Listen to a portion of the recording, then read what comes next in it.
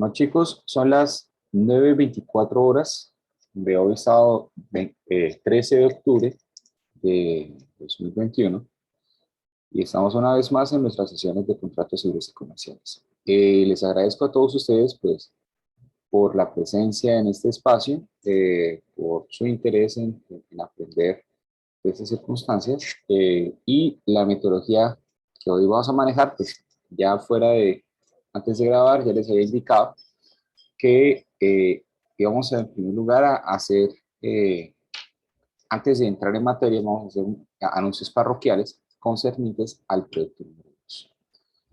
Y luego de ello entramos a analizar lo que es la lesión, y para dejarlo terminado, y finalmente lo que es la inoponibilidad frente a terceros. ¿Listo? Para entrar ya propiamente en los anuncios parroquiales, quiero comentarles que la próxima semana se va a realizar el producto número 2. Se va a realizar el producto número 2 y se va a realizar de la siguiente manera. En clase, absolutamente todos los estudiantes en clase, organizados en los grupos que el profesor les ponga, ¿sí?, van a tener que desarrollar un caso, y lo van a tener que desarrollar y tienen que presentar un trabajo escrito para ese momento. ¿Listo? Eso va a ser el parcial. Sin embargo, y teniendo en consideración que ayer en el CAUIS, pues, hubo chicos que me dijeron: profesor, estamos preocupados, entonces se hará lo siguiente. Ese caso va a valer el 50% del producto número 2.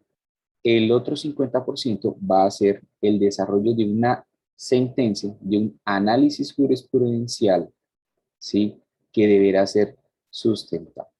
Entonces, 50, 25 y 25. 50% la actividad de sustentación en clase, la actividad de sustentación, la actividad escrita del caso en clase, en los grupos. Y en segundo lugar, eh, lo que es el análisis jurisprudencial, compuesto tanto por la sentencia en escrito, el desarrollo escrito, como su correspondiente sustentación. ¿Listo? La actividad de la sustentación,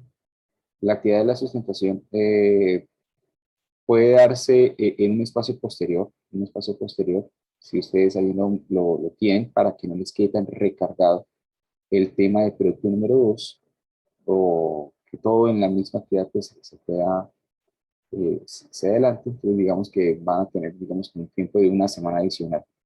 ¿Listo? Y de esa manera se cumple como está la carga. ¿Listo? Espera un momento que me están aquí entrando varios estudiantes. Fecha de presentación del producto número 2, o por lo menos de los casos. De la actividad del caso se va a adelantar de hoy en 8, 20 de noviembre de 2021.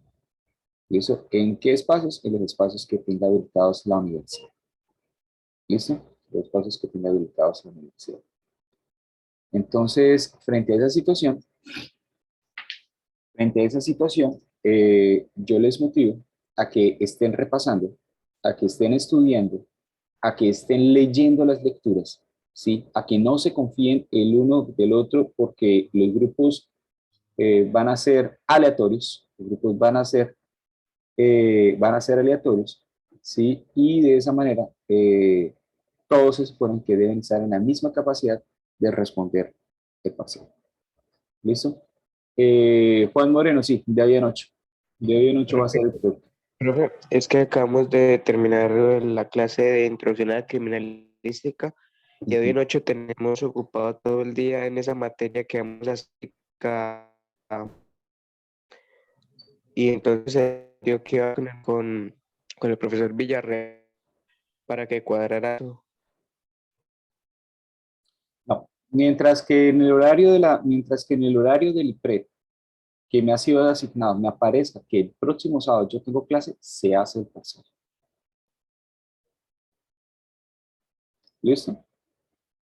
Además, con todo respeto por el profesor de medicina legal, pero el profesor de medicina legal tenía que haber primero hablado conmigo para ahí sí después haber pedido el espacio al profesor Carlos, porque, o sea, se trata de respeto por el espacio del otro.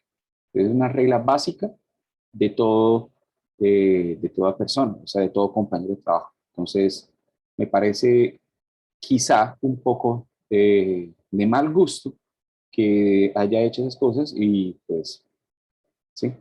Sin embargo, mientras que en la plataforma me aparezca que el 20 de noviembre se va a realizar la actividad, se realiza la actividad. ¿Listo, chicos?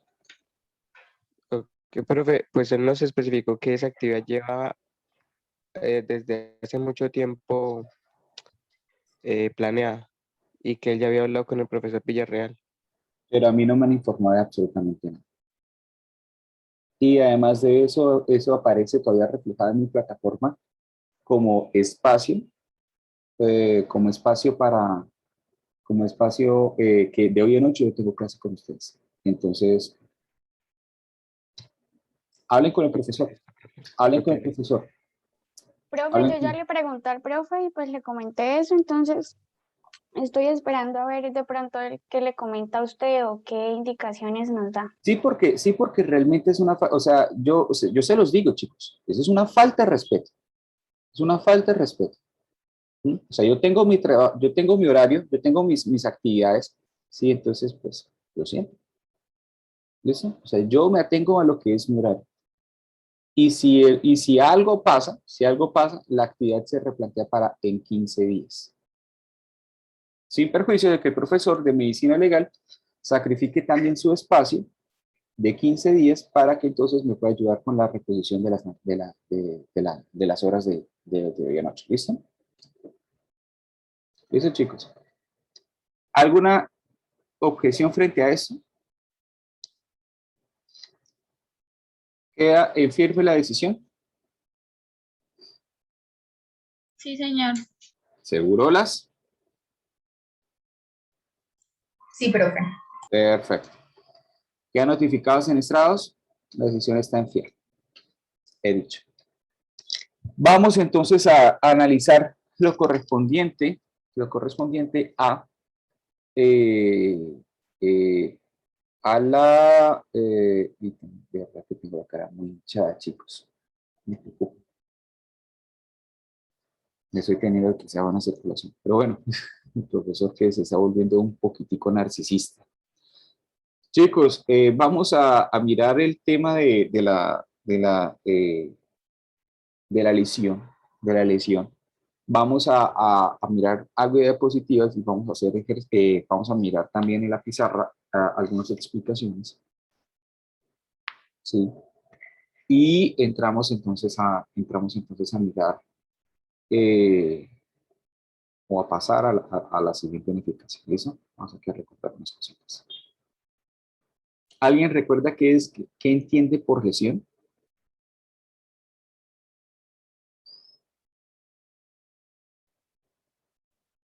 ¿Alguien recuerda qué es lesión? Profe, es un desequilibrio de... Sí, eso. ¿Quién lo dijo? Lina. Lina y Paola. Bien, un desequilibrio congénito del contrato. ¿Qué significa que se trate de un desequilibrio congénito del contrato? Que una de las partes se beneficia más que la otra, o sea, no se están beneficiando las dos como Listo. debe ser. Sí, digamos, o sea, ese es el desequilibrio, pero ¿qué significa el que sea un desequilibrio congénito?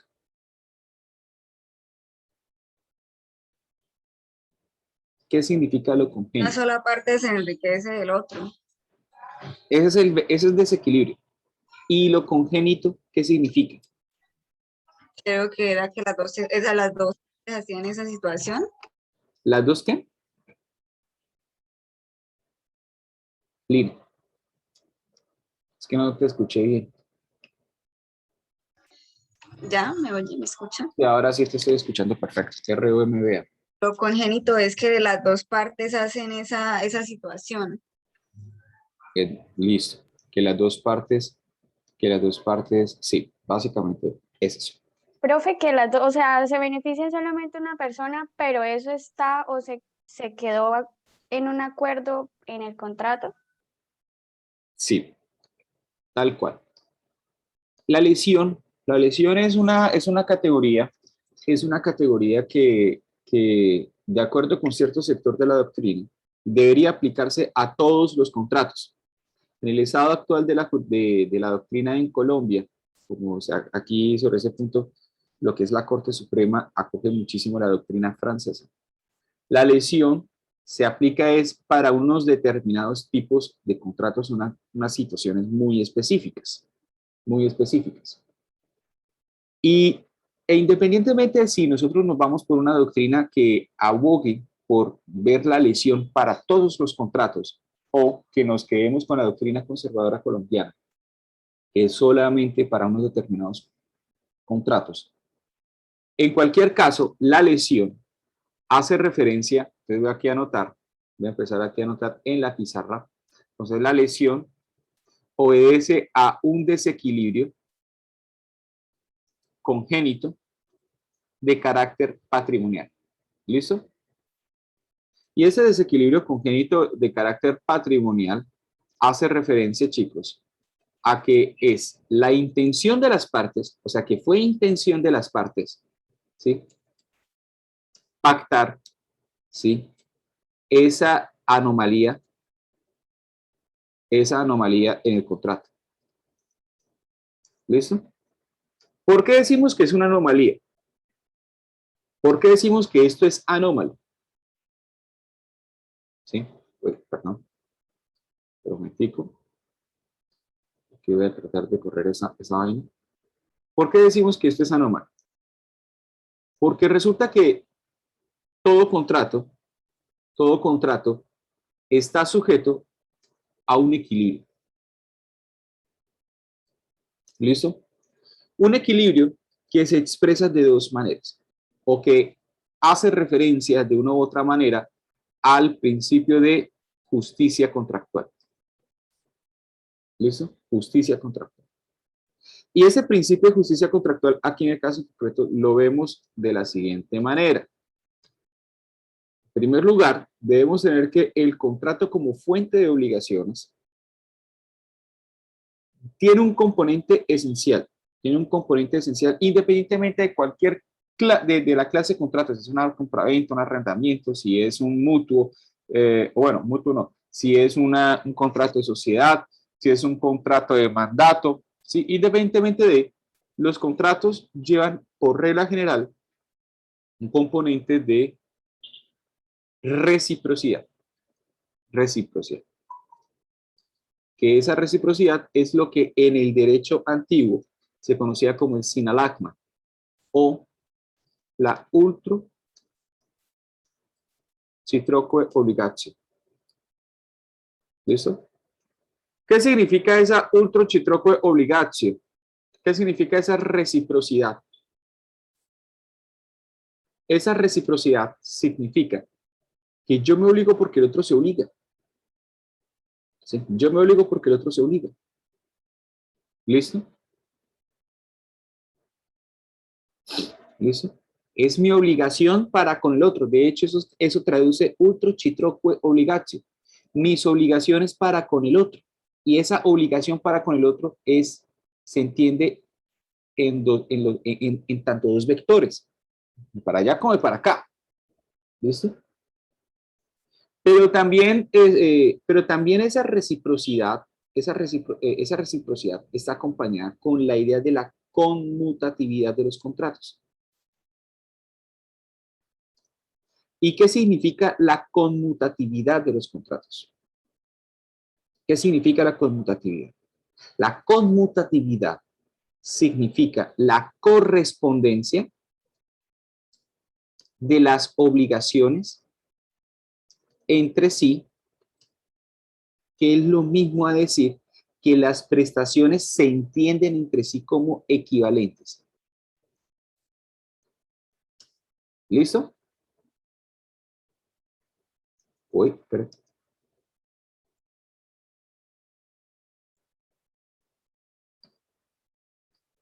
Para que ustedes puedan tener, para que podamos tener el ejemplo, vamos entonces, y espero que estén acá, para que entendamos aquí eso que estoy diciendo. Se supone entonces que si yo estoy, por ejemplo, arrendando un determinado inmueble, ¿sí? Yo le entrego mi casa a Lina, ¿sí? Yo le entrego mi casa a Lina porque sé que Lina a su vez se va a obligar pagándome una renta.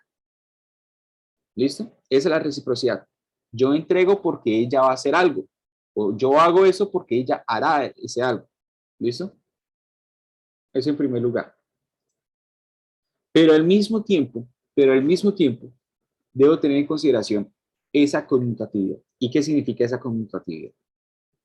Yo estoy cediendo mi casa a Lina, ¿sí? Por un determinado periodo de tiempo, ¿sí?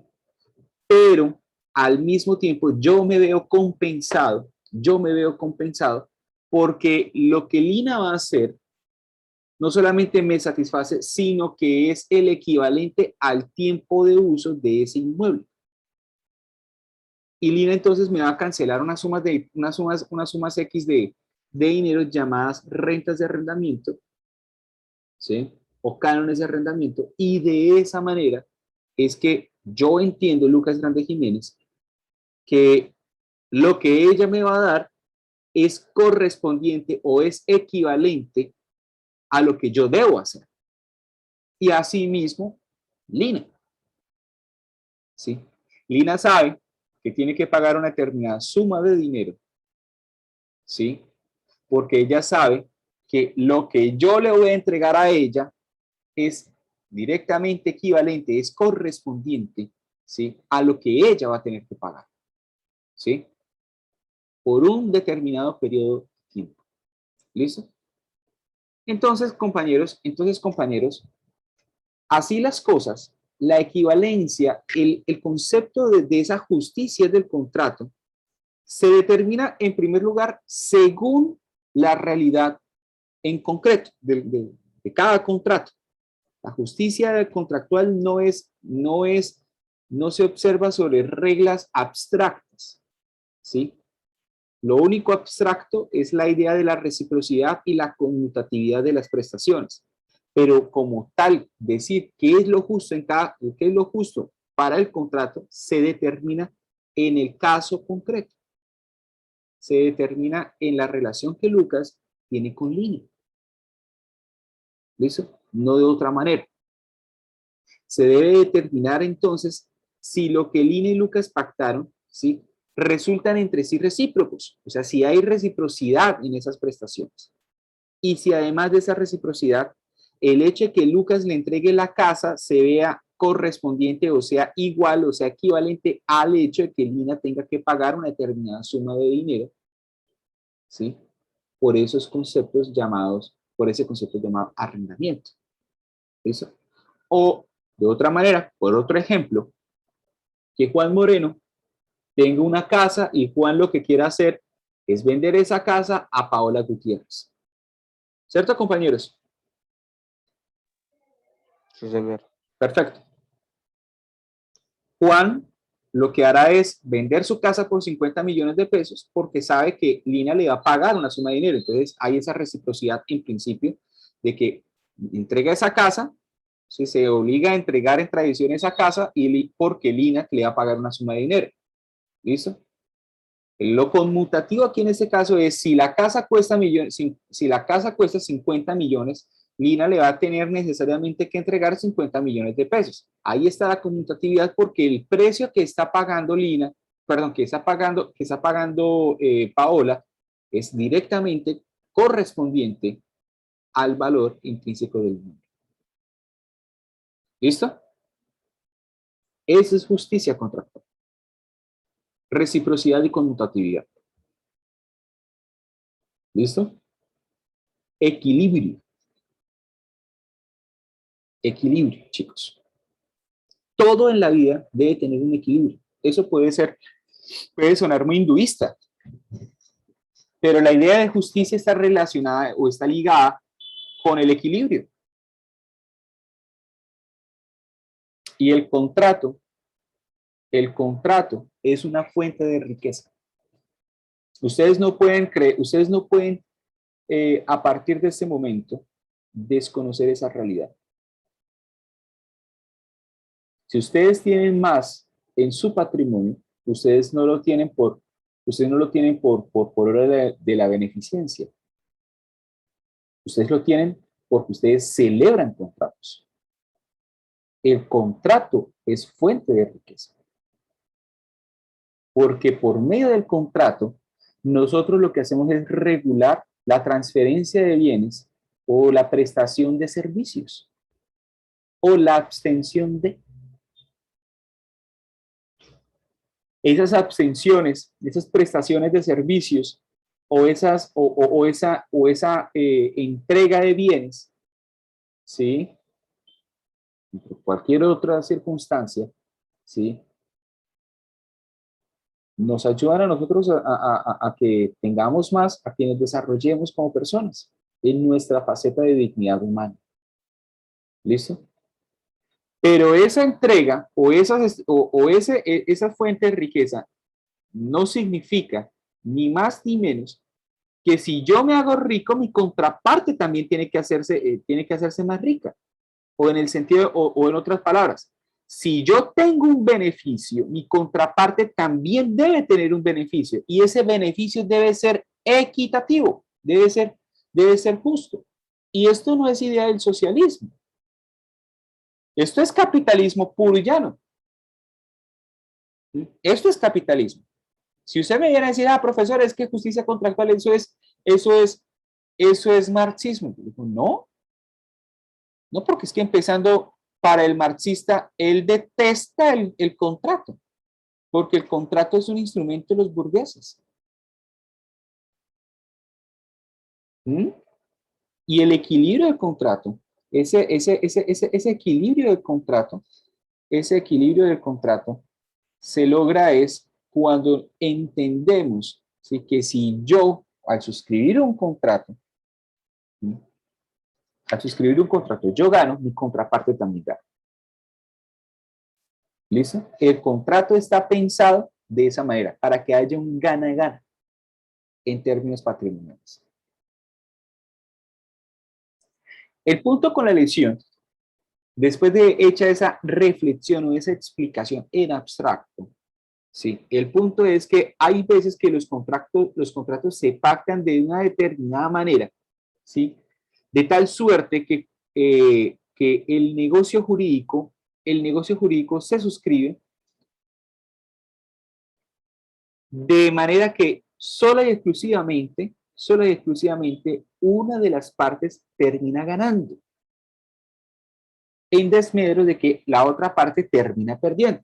Es decir, una situación de desbalance donde uno gana mucho o se gana todo y la otra parte gana poco o pierde mucho o lo pierde todo. ¿Listo? Y esas son situaciones que se pactan, que no se trata de circunstancias sobrevenidas. No se trata de circunstancias donde, por ejemplo, por efecto de la pandemia se afectó la realidad del contrato. No. Aquí nosotros estamos hablando de la voluntad de las partes en ese sentido, en pactar ese desequilibrio. ¿Listo? En el derecho colombiano, chicos, ese desequilibrio tiene unos ejemplos o tiene unos casos específicos. Existen unos casos de desequilibrio contractual. El primero de ellos, ya lo habíamos analizado la lesión en orden, la clase pasada, es la misma, la Ecce Ultra Dimidium,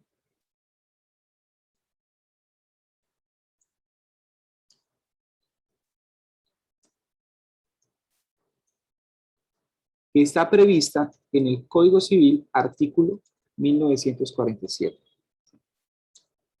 ¿Listo? ¿Y en qué consiste? Recordemos en qué consiste la lesión enorme.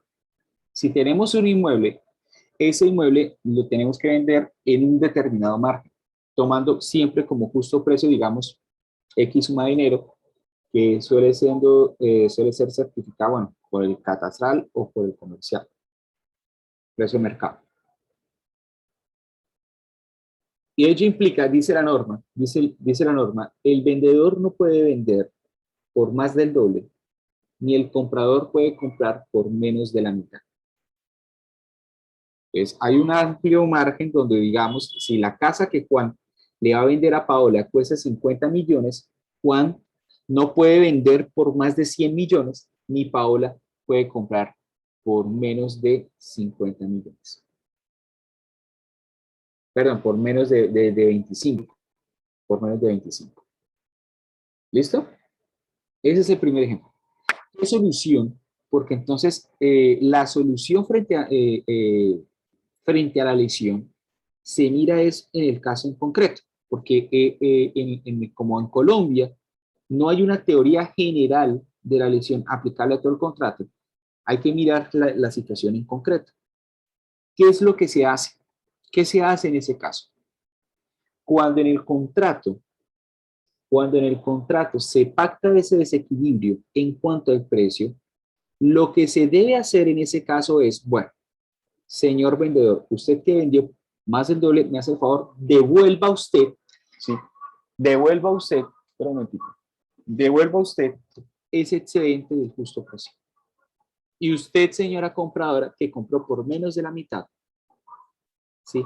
Tiene que pagar de más, tiene que pagar de más. ¿Y qué es ese pagar de más? Tiene que pagar lo que falte para el justo precio. Y si ni el uno ni el otro quieren hacer eso, sencillamente el contrato se rescinde. El contrato se destraba, desaparece. ¿Listo? Deben tener ustedes presente esas dos circunstancias. En un caso, si yo estoy diciendo, el vendedor tiene que devolver y el comprador tiene que pagar de más, yo aquí en este caso estoy mirando cómo salvar el contrato. Es decir, estamos haciendo aplicación del principio de conservación del contrato. ¿Listo? Pero al mismo tiempo, si ninguna de las dos partes quiere hacer eso, entonces sencillamente el negocio jurídico tiene que morir. ¿Sí? Tiene que morir. ¿Listo? El punto es, para que ello sea procedente, hay que interponer acción judicial. Una acción judicial que prescribe en el término de 4 años. ¿Listo? El fundamento de lo que yo les estoy comentando, es el artículo 1948. 1948 que dice, el comprador contra quien se pronuncia la rescisión podrá a su arbitrio consentir en ella o completar el justo precio con deducción de una décima parte. Y el vendedor, en el mismo caso, podrá a su arbitrio consentir en la rescisión, ¿sí? O restituir el exceso del precio recibido sobre el justo precio aumentado en una décima parte.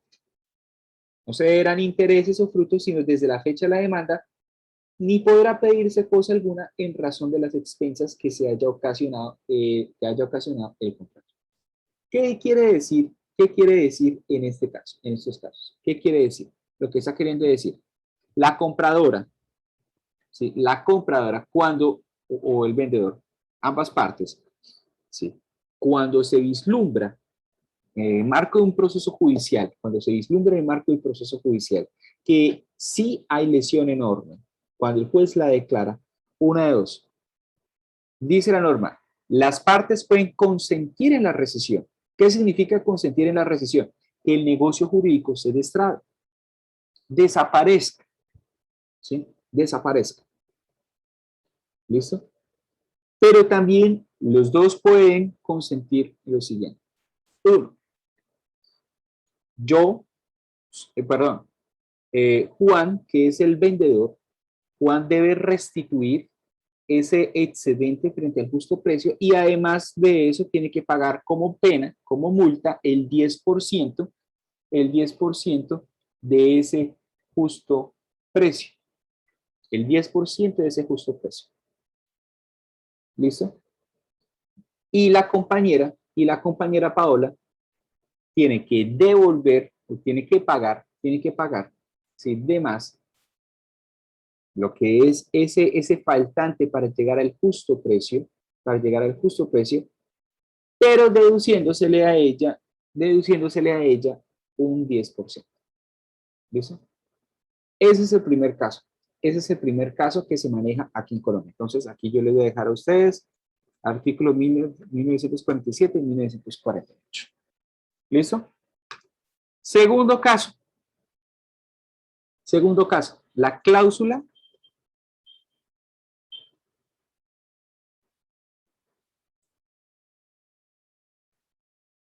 espera un momento. La cláusula penal enorme.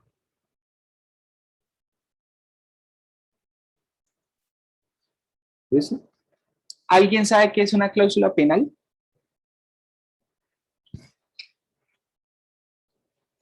Compañeros.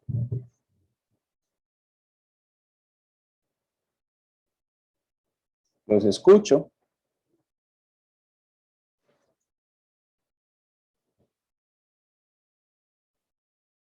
No, señor. ¿No? Ok, Jefferson.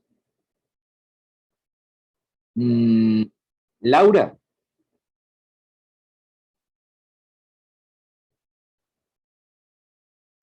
Laura Jimena.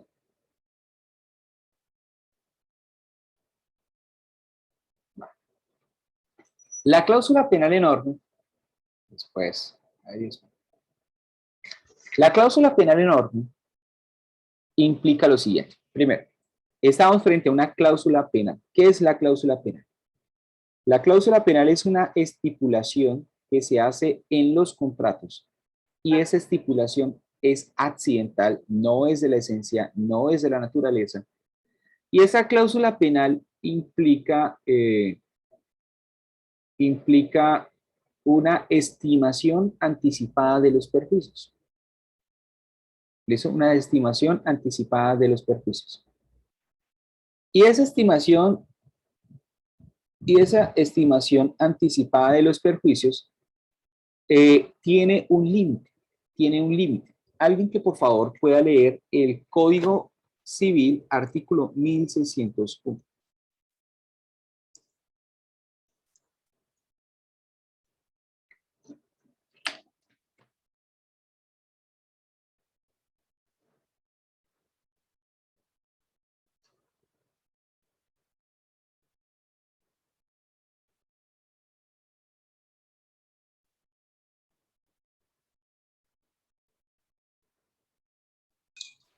Yo lo tengo, bro. Listo. Bueno, ¿quién fue primero en el tiempo? ¿Diana o Juan? Es cualquiera el que quiera, no hay. Hágale a Diana, le dice el... Listo, entonces yo lo leo. Artículo 1601, cláusula penal enorme. Cuando por el pacto principal una de las partes se obligó a pagar una cantidad determinada como equivalente a lo que por la otra parte debe prestarse y la pena consiste asimismo en el pago de una cantidad determinada, podrá pedirse que se rebaje de la segunda todo lo que exceda al duplo de la primera, incluyéndose esta en él. Las obligaciones anteriores no se aplican al mutuo ni a las obligaciones de valor inapreciable o indeterminado. En el primero, se podrá rebajar la pena en lo que exceda al máximo del interés que es permitido estipular. En la segunda, se deja a la prudencia del juez moderarla, cuando atendidas las circunstancias pareciere enorme. Bueno. ¿Qué es lo que pasa? Nosotros estamos realizando una tasación anticipada de los perjuicios, ¿cierto? Esa tasación anticipada de perjuicios significa significa entonces, en caso de que por el marco del contrato una de las partes incumpla o como se quiere establecer, pero exista un incumplimiento a esa obligación y esa obligación conlleve al reconocimiento de responsabilidad civil contractual, ¿sí? En el sentido que pues a mí me causaron un daño en virtud de del incumplimiento de esa estipulación y que yo en principio deba ir ante un juez. Señor juez, declare que este tipo es civilmente responsable por incumplir el contrato y que por lo mismo y tanto a mí me causó unos perjuicios, ¿sí? En esos casos, que ese es el régimen general, donde yo puedo solicitar daños patrimoniales, daños extrapatrimoniales, y entre los daños patrimoniales está el lucro cesante, el daño emergente, entre otros, ¿sí? Ese régimen general cede por virtud de esa cláusula penal.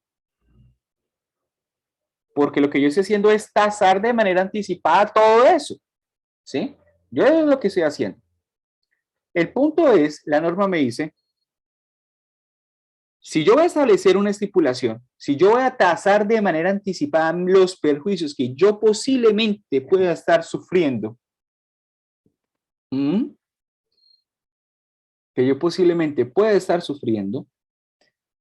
entonces en ese caso lo que yo debo hacer es tener como tope el doble del contrato, el doble del valor del contrato. Es decir, si en el caso de la compraventa entre Juan Moreno y Paola, el valor del contrato es 150 millones de pesos, lo máximo que Juan, lo máximo que Paola pueden estipular como penalidad, ¿sí? Como tasación anticipada de perjuicios, ¿sí? ¿Es cuánto, chicos? ¿Cuánto es lo máximo?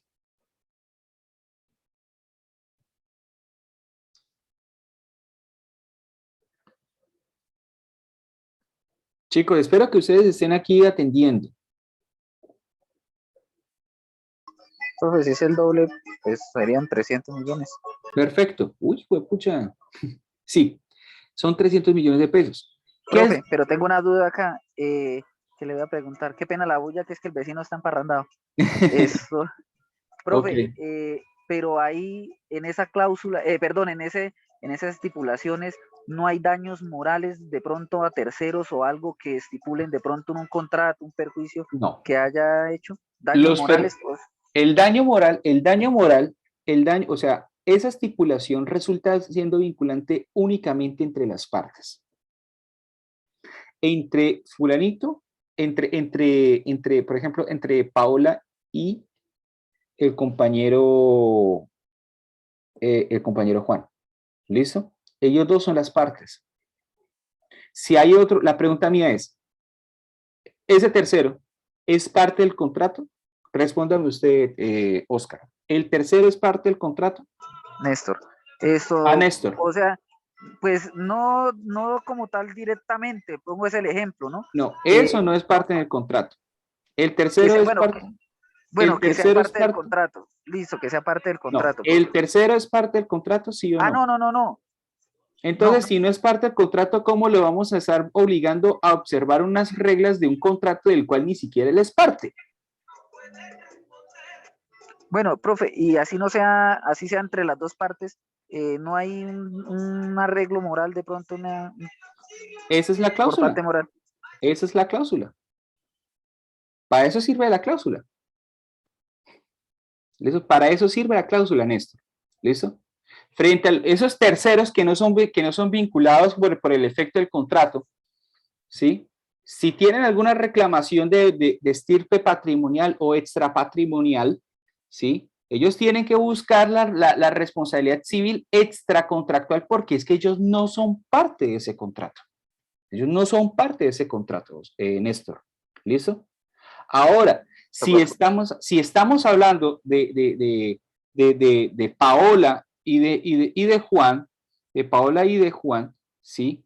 Si hay daños, o sea, el todo está en cómo ellos redacten esa cláusula, pero nada obstaría de que la estipulación de esa cláusula penal comprenda también los daños extrapatrimoniales.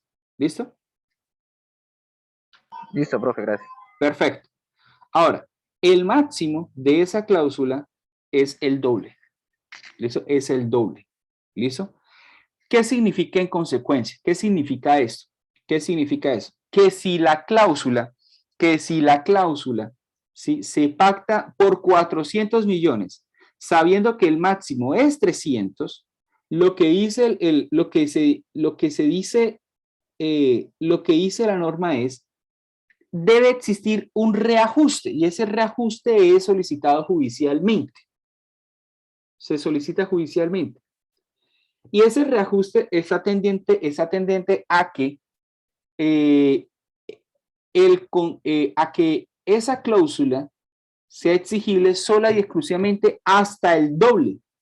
¿Sí? Es decir, que si vamos a tener que pagar, ¿sí? Que si vamos a tener que pagar una indemnización, no tengamos que pagar 400 millones, sino solamente 300. Eso es lo que dice la norma. Judicialmente tiene que solicitarse, ¿sí? Ese reajuste.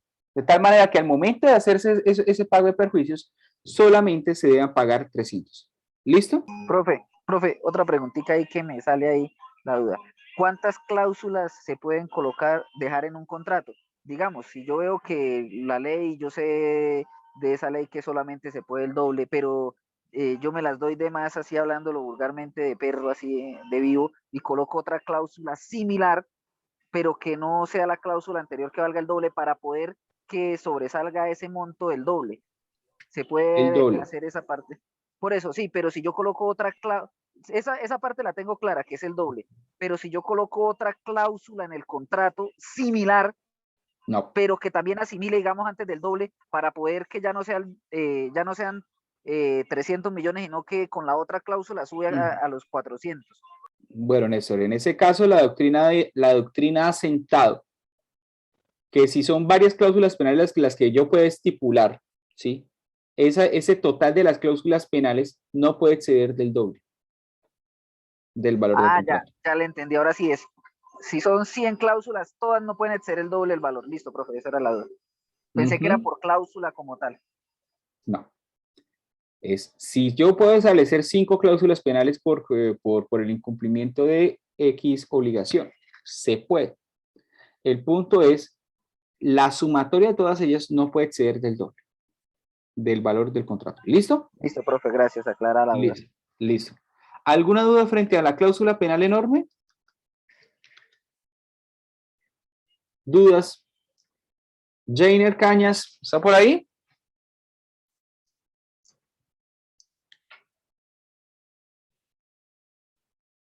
Paola Ortiz. Sí, señor, acá estoy. No, Bueno. profe, no tengo dudas. ¿No tienen dudas? Jainer, ¿no tiene dudas?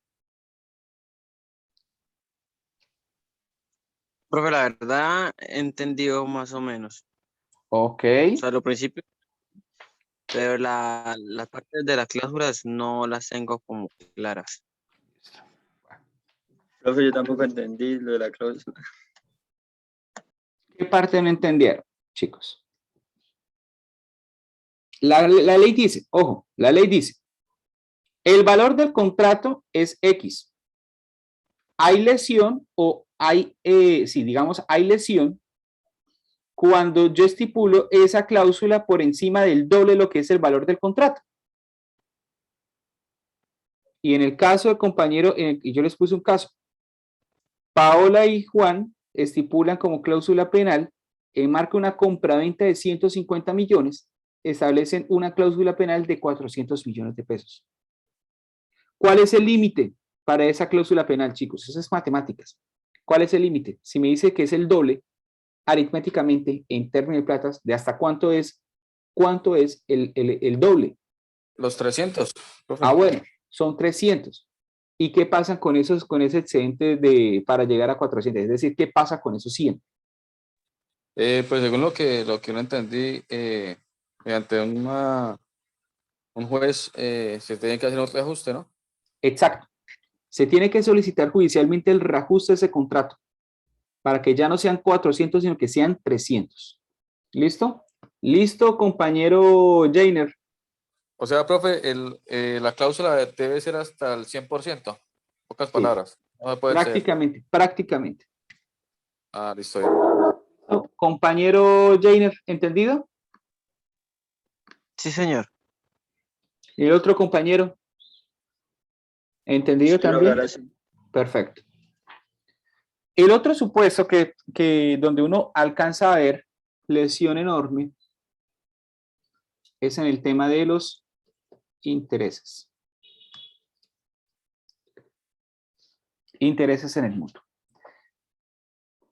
¿Les suena parecido? ¿Les suena ese tema? ¿Les suena ese tema, chicos? El tema de los intereses, ¿no? Chicos, los noto demasiado. Sí, señor, se le escucha. Ok. Néstor, ¿qué son los intereses? ¿O usted qué entiende por interés? Es como una retribución al tiempo o al periodo que se espera por una plata o algo así. Básicamente de eso. Aunque el código dice que los intereses son los frutos civiles del dinero, ¿sí? Lo cierto es que la definición que da Oscar, que da Néstor es propicia, ¿sí? Es el hecho, sí, son los frutos civiles, es la retribución, ¿sí? Que recibe una persona por el solo hecho de que pase el tiempo en tenencia o en trabajo o, en manos ajenas. ¿Listo? El punto es, la pregunta es, ¿hay límites frente al pago o al reconocimiento de esos intereses? ¿Hay límites? ¿Ustedes qué creen? Sí, hay un monto estipulado. Creo que ahorita está el 2.5 el interés, pero también hay interés sobre interés, ¿no? ¿Interés sobre interés? No. Porque interés sobre interés, eso se llama anatocismo y el anatocismo está prohibido. Lo que es lo que se puede realizar o lo que se puede pactar en Colombia es el interés compuesto, que es el interés que se engendra, se suma al capital y se engendra un nuevo interés, que ese es el interés compuesto, que es totalmente diferente, pero interés sobre interés no se puede en Colombia por expresa prohibición. Bueno, profe, y entonces, por ejemplo, en los bancos, ¿cómo es lo que le llama intereses de mora? Intereses de mora es cuando usted incumple. La retribución Por eso, porque usted incumple. pero se lo cobran a ese interés que usted está pendiente el pago. No, O señor. bueno, no, es al monto como tal, sí. No, señor. Entonces, ese interés moratorio es un interés que se tasa al igual que el interés corriente. Pueden tener origen, dependiendo del caso en concreto, pueden tener origen en la ley del contrato o en la ley misma, Entonces, un ejemplo de ello es lo que dice el artículo, hijo de pucha, aquí estoy aquí teniendo problemas. En el Código de Comercio, artículo 884. Alguien que por favor pueda leer. Código de Comercio, artículos 884.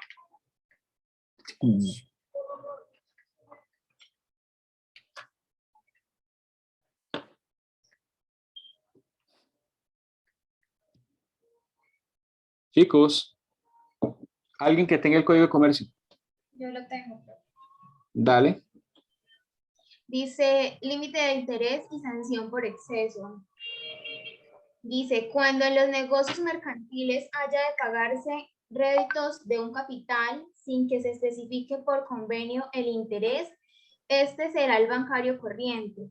Si las partes no han estipulado el interés moratorio, será equivalente a 1,5 veces del bancario corriente y en cuanto sobrepase cualquiera de estos montos, el acreedor perderá todos los intereses, sin perjuicio de lo dispuesto en el artículo 72 de la Ley 45 de 1990. Se probará el interés bancario corriente con certificado expedido por la Superintendencia Bancaria. Bueno, ¿qué es lo que se entendió o qué es lo que se concluye de esta situación, compañeros? Diana, ¿tú qué entendiste?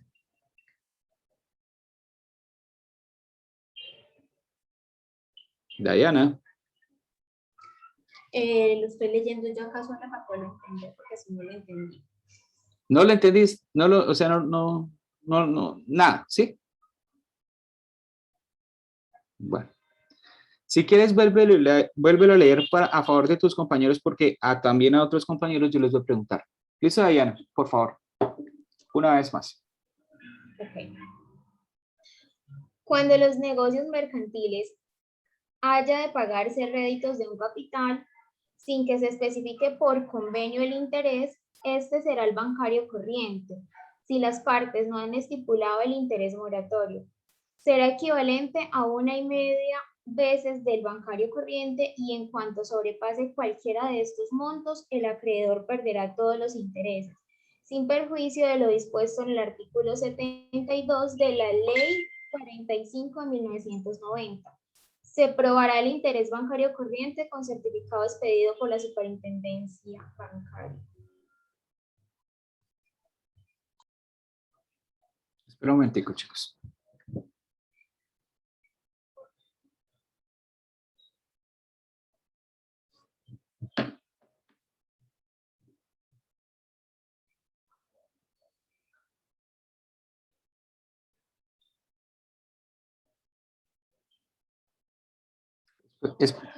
Paremos un momentico la clase que pasó algo. Chicos, espera un momentico.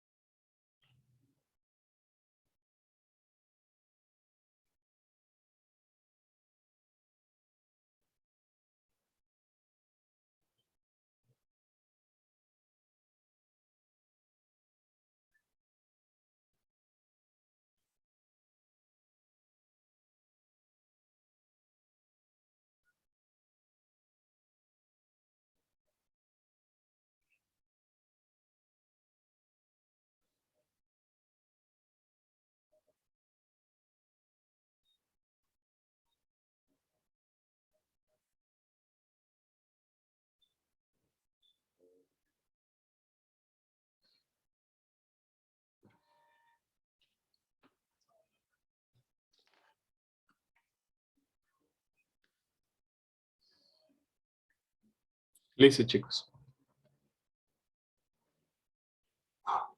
Bueno, sigamos la clase. ¿Qué dice la norma?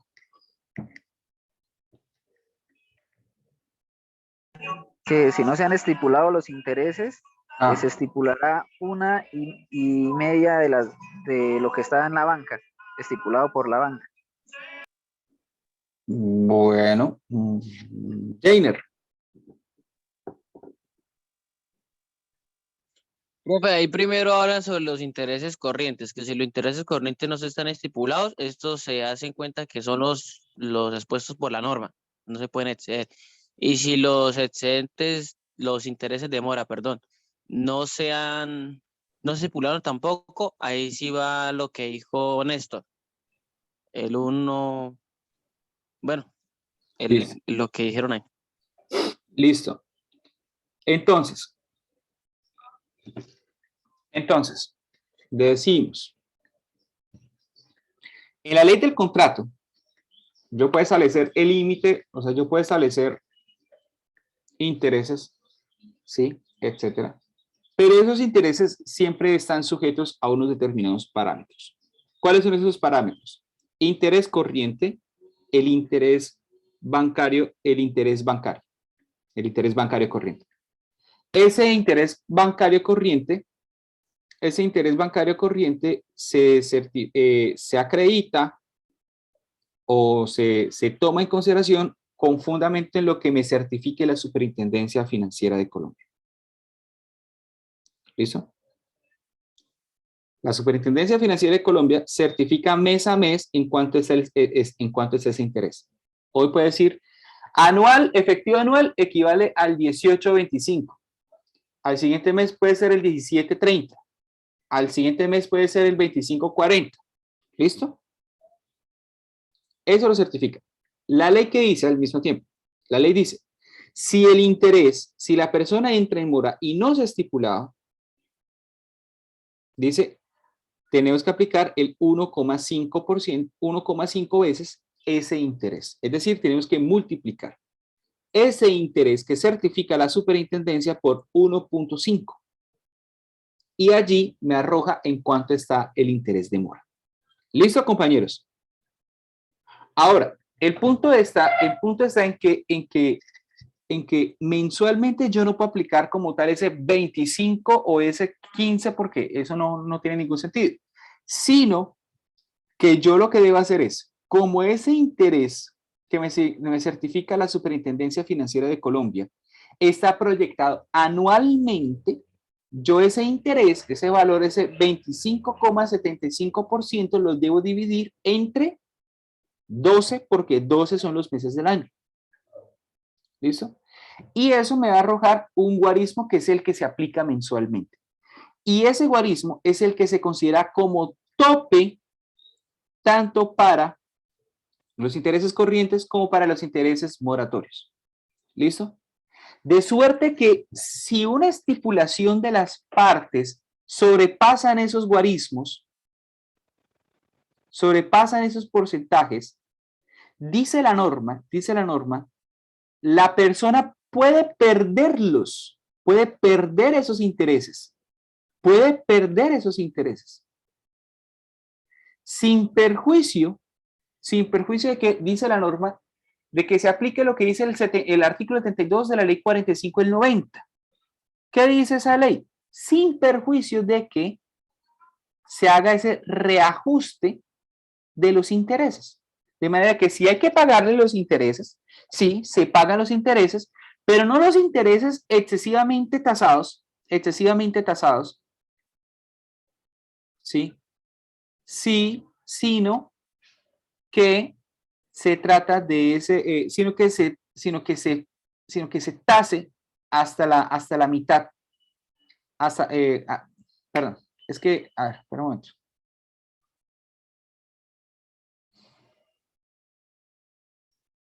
Un poco.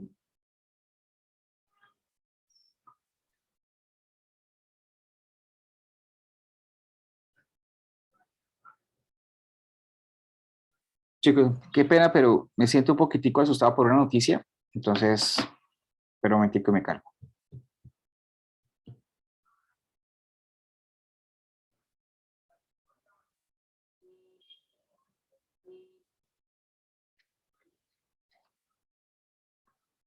Vamos a dejar un momentico, vamos a parar un momentico la clase, voy a tomar agua, porque la verdad es que sí me siento bastante asustado. Entonces vamos a parar un momentico la sesión. Y y yo más o menos en 5 minutos regresamos, ¿listo? Listo, profe. Vale. Sí. Listo, compañeros. Bueno, paréntesis. Me avisan más o menos cuando sean 10 minutos. Yo ya dejé ya dejé infusionando lo que es el té para ir y tomármelo. ¿Listo? Chicos, la lesión enorme en materia de intereses o la lesión en materia de intereses se evidencia cuando el individuo pacta intereses por encima de lo certificado por la Superintendencia Financiera de Colombia. ¿Sí? Cuando, por ejemplo, expresado, digamos, ese valor o ese guarismo expresado anualmente, ¿sí? Expresado anualmente, después de dividirse entre 12, se encuentra, por ejemplo, que en lugar de que máximo al mes se puedan cobrar 1,5% mensual, ¿sí? sobre un determinado capital, ¿sí? Mensual como interés corriente, resulta que las partes están cobrando o que las partes pactaron intereses del 3%, del 7% mensual. ¿Listo? Entonces, esa práctica se conoce como usura. Esa práctica se conoce como usura. Y ustedes son muy conscientes, tienen muy en claro, ¿sí? En qué consiste la usura. ¿Sí? Incluso la usura constituye un tipo penal donde la persona cobra, donde la persona natural cobra por encima de los certificados por la Superintendencia Financiera de Colombia. ¿Listo? Y ello implicaría en materia de restablecer el equilibrio del contrato, en esa perspectiva, lo que dice la norma es, bueno, el que está cobrando esos intereses de más puede perderlos todos. Uno. ¿Listo? Puede perderlos todos. O la otra es, lo que se puede hacer es reajustar el contrato en perspectiva de que ya no me esté cobrando ese, o que las sumas que me sean exigibles y que sean calculadas como consecuencia de ese 7% efectivo anual, perdón, ese 7% mensual, se calculen o se ajusten, digamos, por ejemplo, a ese 1,57% mensual. ¿Listo? De manera, pues, que a esa persona, si se dan de reconocer intereses, claro, se dan a reconocer esos intereses, pero los intereses según lo que dice la norma jurídica. ¿Listo, chicos? ¿Hay dudas al respecto? Señores. No, señor, profe, hasta ahí, claro, pues para mí un poco. Claro. Perfecto. Entonces, ¿cómo se restablece el equilibrio en materia de intereses? Uno, o se pierden todos, o dos, se ajustan de ese, o sea, se ajusta de ese máximo de eso que pactaron las partes al máximo de la ley. De manera que si se pierden intereses, no se pierde la totalidad, sino se pierde ese excedente. Y solamente a esa persona se les reconoce, se les reconocen ese máximo legal. Le escucho, compañero Néstor. Profe, pero según lo que me acuerdo que leyeron ahorita del artículo, dice que si o sea, digamos hay usura, se sobrepasa la tasa de interés que está estipulada, se pueden perder los intereses, más no dice que hay un restablecimiento. No, lo dicen las dos cosas, Uno dice, se pierden todos, pero también dice la norma, sin perjuicio de. Y ese sin perjuicio de, que es lo que yo estoy diciendo, de ese reajuste, es lo que dice el artículo 72 de la ley 45 de 1990. ¿Listo, Néstor? Listo, profe, sí, claro. Listo. ¿Dudas hasta el momento con la lesión? Lina, Diana, Jainer. No, profe, sin dudas. Laura Juliana y Laura Jimena. Pero bueno, Laura Jimena y Laura Natalia. ¿Tienen dudas?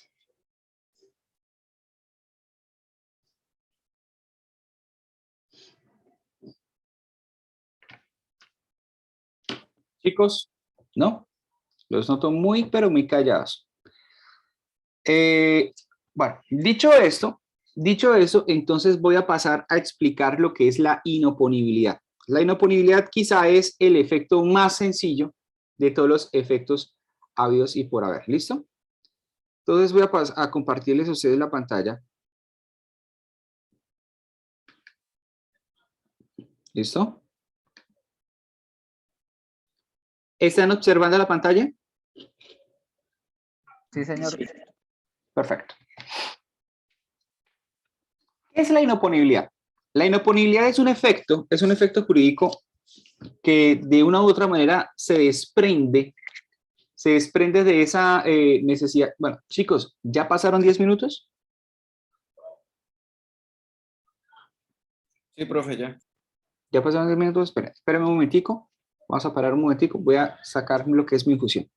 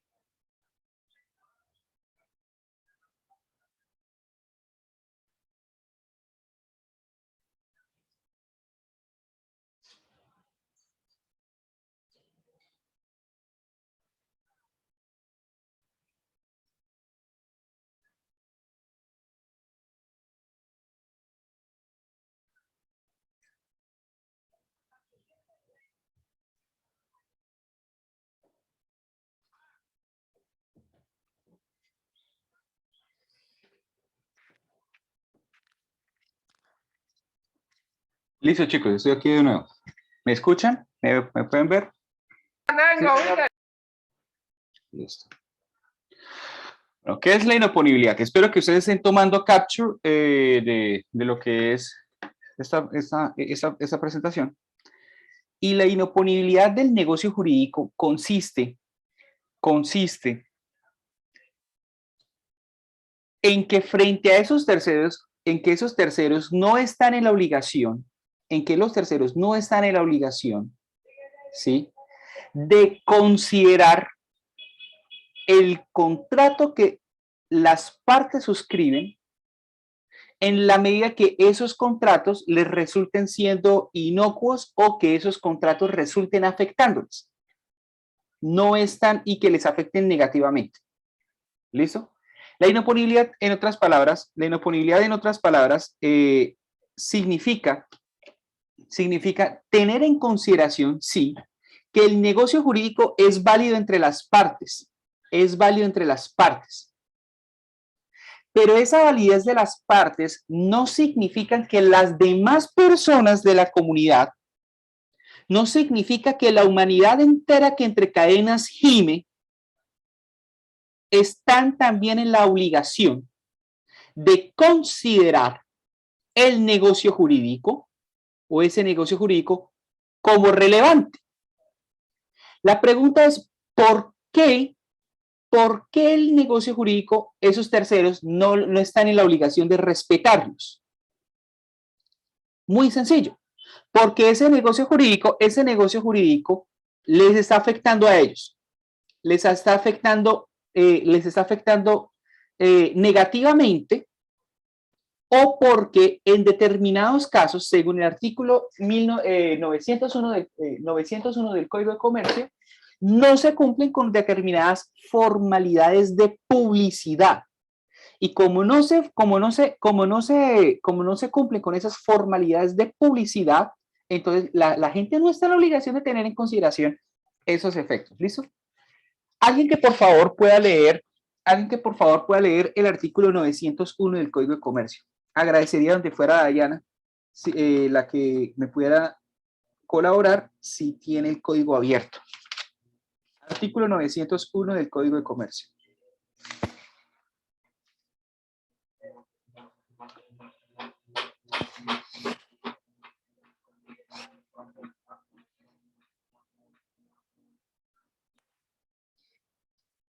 ¿Aló, Dayana? Bueno, ¿algún otro compañero que por favor me pueda colaborar leyendo el artículo 901 del Código de Comercio? Por favor, chicos, rápido. Tatiana Paola, ¿lo tienes a la mano?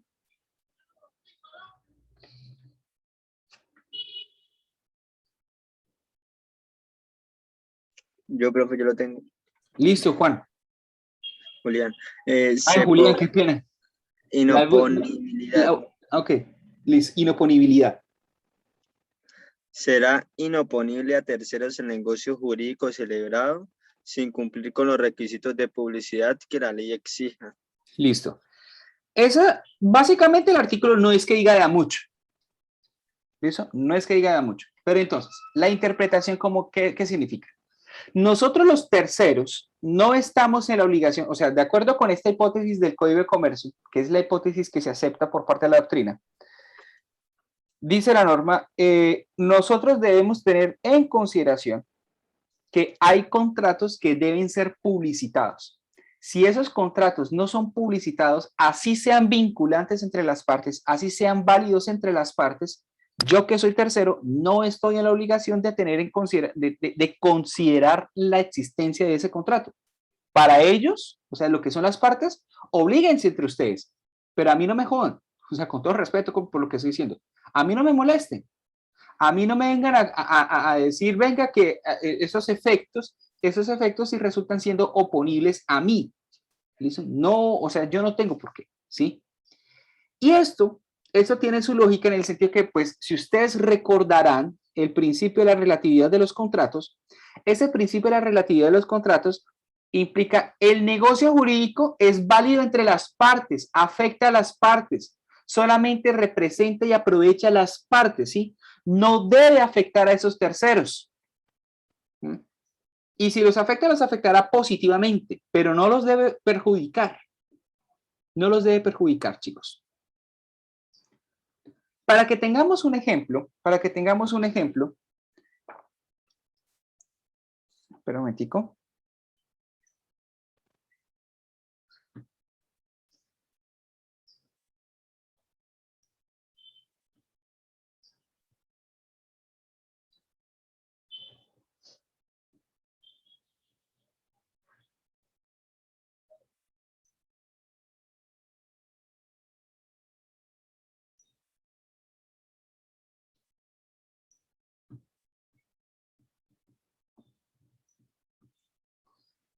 Bueno, ustedes, como están en el derecho empresarial viendo, ¿sí?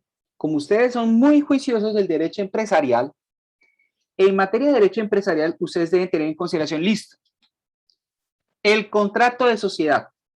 La sociedad se crea, dice la norma, la sociedad se crea cuando se cumplen los requisitos, o sea, la persona jurídica nace cuando el contrato de sociedad, ¿sí? Cumple con unos determinados requisitos. ¿Listo? Cumple con unos determinados requisitos que son establecidos en la ley. El punto es el siguiente. Salvo las sociedades SAS. Ojo, salvo las sociedades SAS. Las sociedades comerciales del Código de Comercio, ¿sí? Deben ser registradas, ¿sí? Ante la Cámara de Comercio.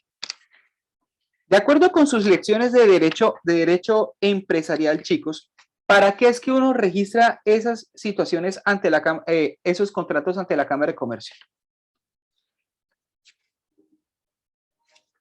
¿Para qué se adelanta el registro ante la Cámara de Comercio, chicos?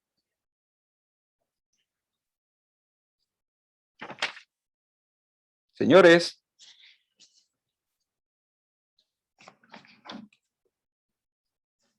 No. Alguien está escribiendo.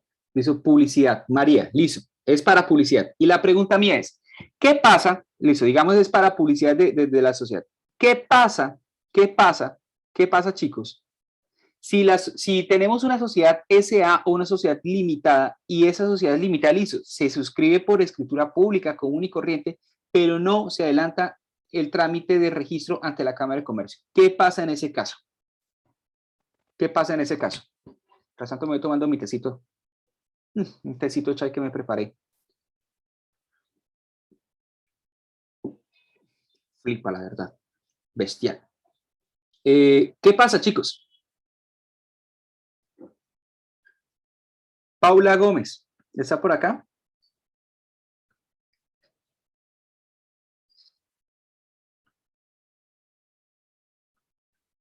Listo. Listo, María. Dice, no es oponible a terceros porque no se cumplen los requisitos, no se cumple con la publicidad.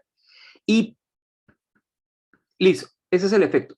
¿Qué significa? Y palabras más, palabras menos, decimos, si el trámite, si ese registro no se adelanta, no es oponible, dice la norma. Y eso lo dice el artículo 112 del Código de Comercio. ¿Listo? Pero ¿qué significa esa inoponibilidad? ¿Qué significa esa inoponibilidad?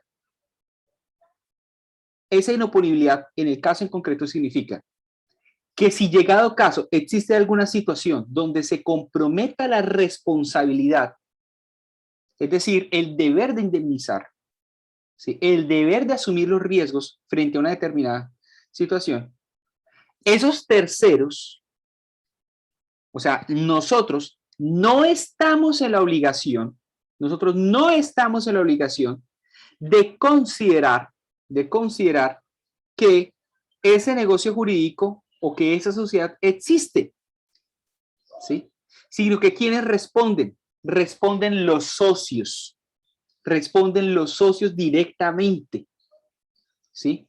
Si quieren que la persona jurídica responda, deben registrar ante la Cámara de Comercio esa situación, la escritura pública.